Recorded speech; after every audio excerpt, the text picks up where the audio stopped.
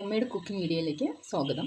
ഇന്ന് നമ്മൾ ചെയ്യാൻ പോകുന്നത് ഈ ചിക്കൻ ഫ്രൈ ചെയ്തെടുക്കുന്ന ഒരു വീഡിയോ ആണ്. അതിനുവേണ്ടി ഞാൻ ചിക്കൻ നന്നായിട്ട് കഴുകി വൃത്തിയാക്കി അതായത് ചിക്കന് ചെറിയ വര ഇട്ട് കൊടുത്തിട്ടുണ്ട്. മസാലകളൊക്കെ നന്നായിട്ട് തേച്ച് പിടിപ്പിക്കാൻ വേണ്ടിയിട്ടാണ് എല്ലാ പീസിലും ചെറിയ ചെറിയ വരകൾ ഇട്ട് കൊടുത്തിട്ടുണ്ട്. എന്നിട്ട് കഴുകി വൃത്തിയാക്കി വെച്ചിട്ടുണ്ട്. ഇതിലോട്ട് നമുക്ക് പുരട്ടാനുള്ള മസാലക്കൂട്ട് എന്തൊക്കെയാണെന്ന് നോക്കാം. ഇത് ഈസ്റ്റേണിൻ്റെ ചിക്കൻ മസാലയാണ്. അത് 1 ടേബിൾ സ്പൂൺ ഞാൻ എടുത്ത് വെച്ചിട്ടുണ്ട്. പിന്നെ കുരുമുളക്, കുറച്ച് ഉപ്പ് പൊടിയാണ്, ഇഞ്ചി അരിഞ്ഞത്, വെളുത്തുള്ളി, കറിവേപ്പില. ഇനി ഇതിലോട്ട് നമുക്ക് കുറച്ച് മുളക് പൊടി ചേർത്ത് കൊടുക്കണം. ഇതൊരു കുഞ്ഞു സ്പൂണിനാണ് ഞാൻ ഇടുന്നത്. ഇത് കാശ്മീരി മുളക് പൊടിയും കൂടെ ചേർന്നിട്ടുള്ളതാണ്.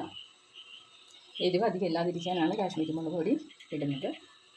കുറച്ച് മഞ്ഞൾപ്പൊടിയും കൂടെ ഇതിലോട്ട് ചേർക്കാം. ഇനി നമുക്കിത് നന്നായിട്ട് ഫൈനായിട്ടൊന്ന് അരച്ചെടുക്കാം.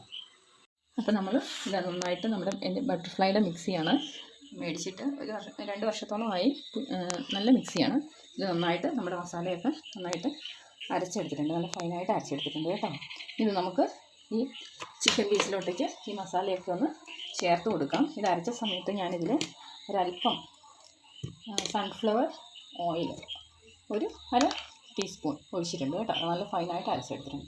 ഈ മസാലയ്ക്ക് ഇതിലേക്കൊന്ന് ഇറക്കി വെച്ച് കൊടുക്കാം.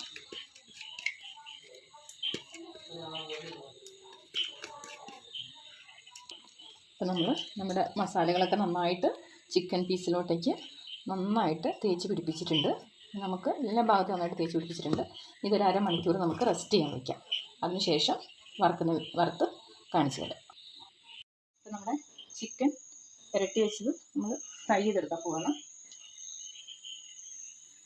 ഫ്ലെയിം ഒന്ന് ലോ ഫ്ലെയിം ആക്കട്ടെ. ഓരോ പീസായിട്ട് ഇട്ട് കൊടുക്കാം.